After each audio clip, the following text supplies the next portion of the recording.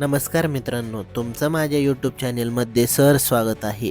व्हिडिओला सुरुवात करण्यापूर्वी लाईक करा, शेअर करा आणि सबस्क्राईब करा। तर व्हिडिओला सुरुवात करूया। व्हिडिओचं टायटल पाहू शकता, निवृत्त कर्मचाऱ्यांना नवीन GR नुसार सेवानिवृत्ती उपदान 20 लाख रुपये फरक मिळणार, कोर्टाचा निकाल। बघूया सविस्तर काय आहे पाहू आपण। सेवानिवृत्ती उपदान संदर्भात उच्च न्यायालयाने दिनांक 12 डिसेंबर 2025 रोजी एक महत्त्वपूर्ण निकाल दिला आहे।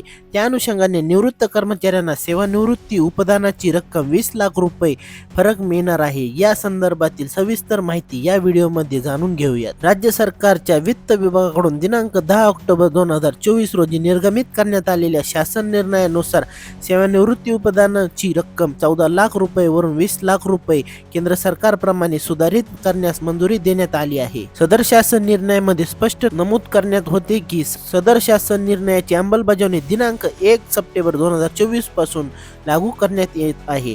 त्यापूर्वी निवृत्त कर्मचाऱ्यांना फरकाची रक्कम मिळणार नाही असे स्पष्ट करण्यात आले होते, परंतु सदर शासन निर्णयाच्या विरोधात अनेक निवृत्त कर्मचाऱ्यांनी उच्च न्यायालयामध्ये याचिका दाखल केली व दिनांक 1 सप्टेंबर 2024 पूर्वी निवृत्त कर्मचाऱ्यांना देखील 20 लाख रुपये सेवानिवृत्ती उपदानाची रक्कम मिळावी या मागणीकरिता उच्च न्यायालयाच्या मुंबई खंडपीठामध्ये दाखल याचिकेवर दिनांक 12 डिसेंबर 2025 रोजी एक महत्त्वपूर्ण निकाल दिला आहे। कोर्टाचा निकाल। या याचिकेवर उच्च न्यायालयाच्या मुंबई खंडपीठाने निवृत्त वेतनधारकांच्या बाजूने निकाल दिल्याने आता 7व्या वेतन आयोग प्रमाणे म्हणजे सन 2016 पासून सेवानिवृत्ती उपदान रक्कम ही 14 लाख रुपये वरून 20 लाख रुपये मिळणार आहे।